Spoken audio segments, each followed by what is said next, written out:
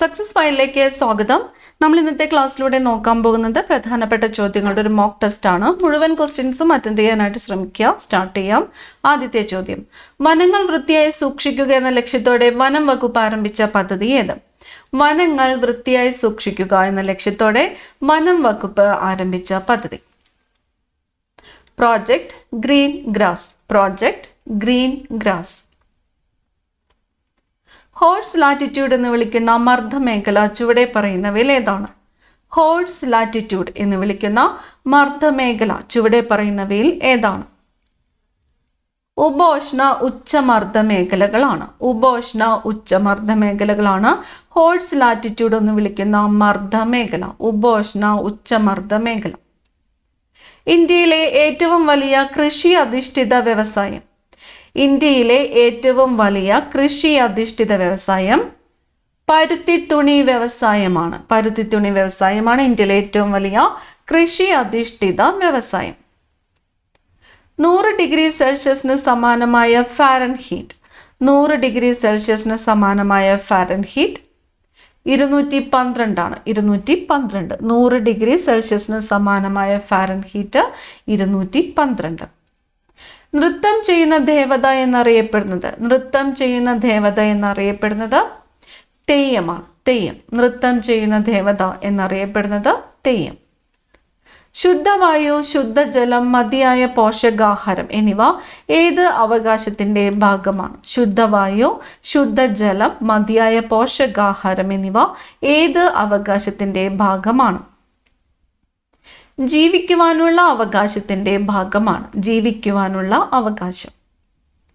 താഴെ പറയുന്നവയിൽ ഭരണഘടന പ്രകാരം ഇന്ത്യൻ പാർലമെന്റിന്റെ ഭാഗമല്ലാത്തത് ഏത്?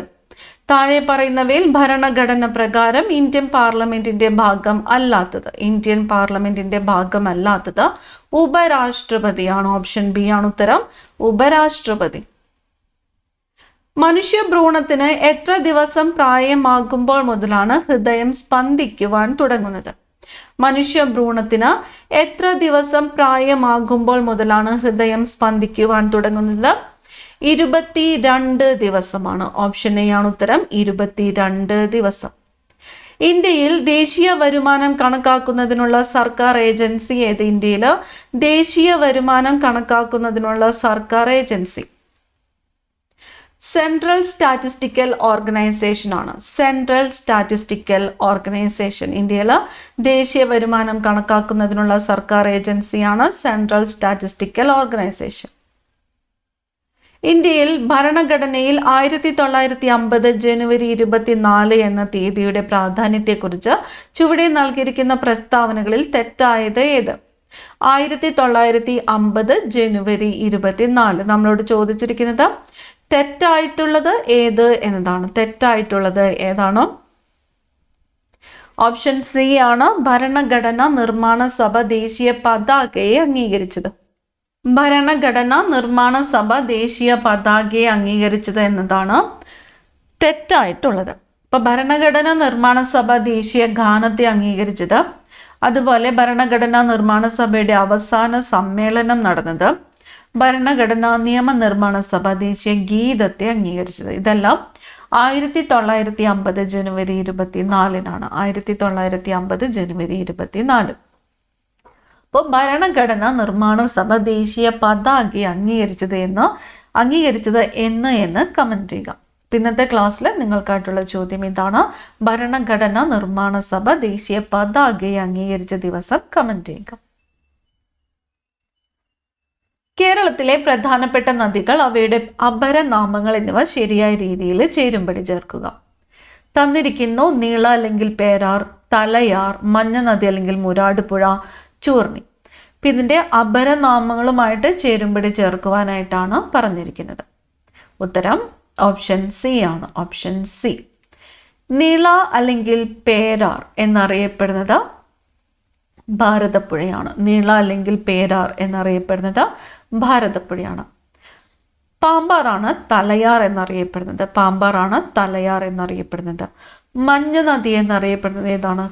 കുറ്റ്യാടിപ്പുഴയാണ്. മഞ്ഞ നദി അല്ലെങ്കിൽ മുരാടുപുഴ എന്നൊക്കെ അറിയപ്പെടുന്നത് കുറ്റ്യാടിപ്പുഴയാണ്. ചൂർണി എന്നറിയപ്പെട്ടതോ പെരിയാറാണ്. ചൂർണി, പെരിയാർ. പന്നീള അല്ലെങ്കിൽ പേരാർ എന്നറിയപ്പെടുന്നത് ഭാരതപ്പുഴ, തലയാർ, പാമ്പാറാണ്. മഞ്ഞ് നദി അല്ലെങ്കിൽ മുരാടുപുഴ എന്നറിയപ്പെടുന്നത് കുറ്റ്യാടിപ്പുഴയാണ്. ചൂർണി, പെരിയാറാണ്.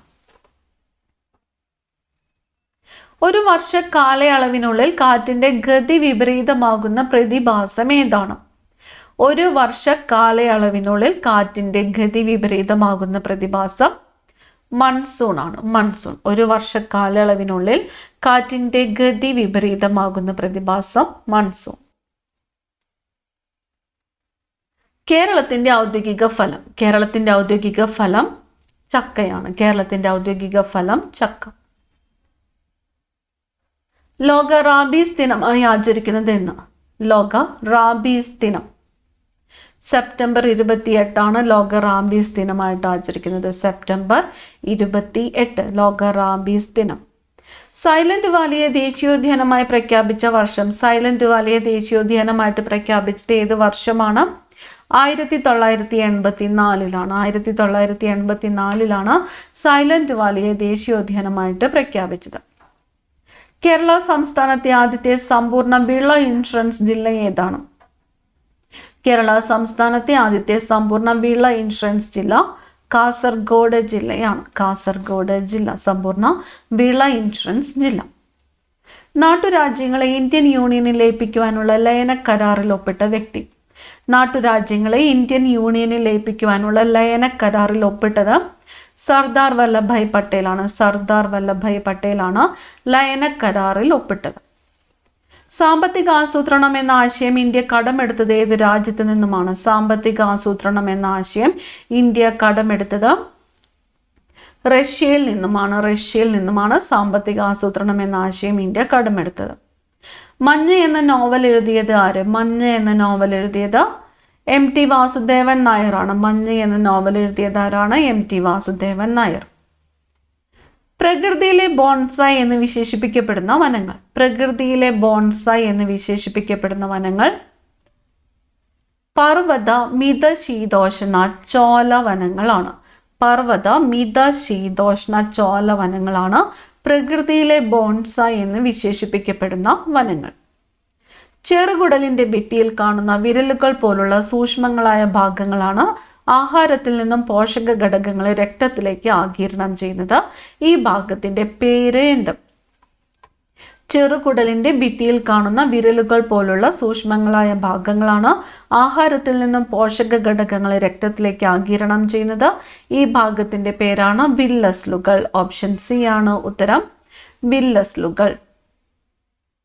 കേരളത്തിൽ ആദ്യമായി തക്കാളി ഗ്രാമം പദ്ധതി നടപ്പിലാക്കിയ ഗ്രാമപഞ്ചായത്ത് ഏത്? തക്കാളി ഗ്രാമം പദ്ധതി. തക്കാളി ഗ്രാമം ആനങ്ങാട് ഗ്രാമപഞ്ചായത്താണ്. ആനങ്ങാട് ഗ്രാമപഞ്ചായത്താണ് കേരളത്തിൽ ആദ്യമായിട്ട് തക്കാളി ഗ്രാമം പദ്ധതി നടപ്പിലാക്കിയ ഗ്രാമപഞ്ചായത്ത്. ആനങ്ങാട് ഗ്രാമപഞ്ചായത്ത്. ഇടിയും മിന്നലും ഉണ്ടാക്കുമ്പോൾ ആദ്യം മിന്നൽ ദൃശ്യമാവുകയും തുടർന്ന് ഇടി ശബ്ദം കേൾക്കുകയും ചെയ്യുന്നതിന് കാരണം? ഇടിയും മിന്നലും ഉണ്ടാകുമ്പോൾ ആദ്യം മിന്നൽ ദൃശ്യമാവുകയും തുടർന്ന് ഇടി ശബ്ദം കേൾക്കുകയും ചെയ്യുന്നതിന് കാരണം പ്രകാശത്തിന് ശബ്ദത്തേക്കാൾ വേഗതയുണ്ട്. പ്രകാശത്തിന് ശബ്ദത്തിനേക്കാൾ വേഗതയുണ്ട്.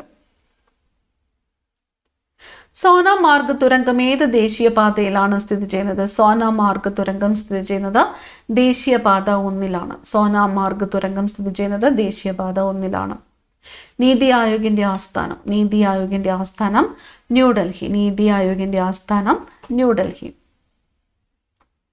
കേരളത്തിൽ എവിടെയാണ് ഭാരതീയ സുഗന്ധവിള ഗവേഷണ കേന്ദ്രം? ഭാരതീയ സുഗന്ധവിള ഗവേഷണ കേന്ദ്രം സ്ഥിതി ചെയ്യുന്നത് കോഴിക്കോടാണ്. ഭാരതീയ സുഗന്ധവിള ഗവേഷണ കേന്ദ്രം സ്ഥിതി ചെയ്യുന്നത് എവിടെയാണ്? കോഴിക്കോട്. പട്ടികവർഗ ജനസംഖ്യ ഏറ്റവും കുറഞ്ഞ കേരളത്തിലെ ജില്ല? പട്ടികവർഗ ജനസംഖ്യ ഏറ്റവും കുറഞ്ഞ കേരളത്തിലെ ജില്ല ആലപ്പുഴ ജില്ലയാണ്. ആലപ്പുഴ ജില്ലയാണ് പട്ടികവർഗ ജനസംഖ്യ ഏറ്റവും കുറഞ്ഞ കേരളത്തിലെ ജില്ല ആലപ്പുഴ.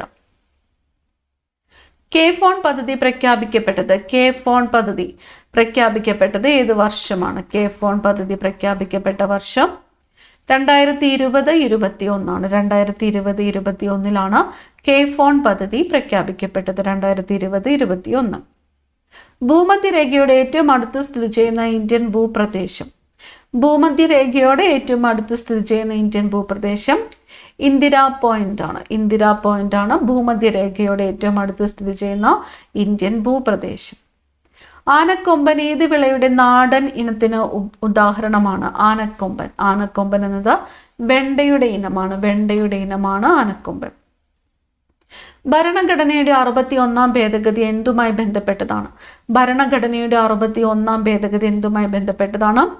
വോട്ട് ചെയ്യുവാനുള്ള കുറഞ്ഞ പ്രായം 18 വയസ്സാക്കി. വോട്ട് ചെയ്യുന്നതിനുള്ള കുറഞ്ഞ പ്രായം 18 വയസ്സാക്കിയത് എത്രാമത്തെ ഭേദഗതി പ്രകാരമാണ്? 61-ാമത്തെ ഭേദഗതി പ്രകാരമാണ്. 61. റബ്ബർ ബോർഡ് ഓഫ് ഇന്ത്യയുടെ ആസ്ഥാനം? റബ്ബർ ബോർഡ് ഓഫ് ഇന്ത്യയുടെ ആസ്ഥാനം കോട്ടയമാണ്. റബ്ബർ ബോർഡ് ഓഫ് ഇന്ത്യയുടെ ആസ്ഥാനം കോട്ടയം.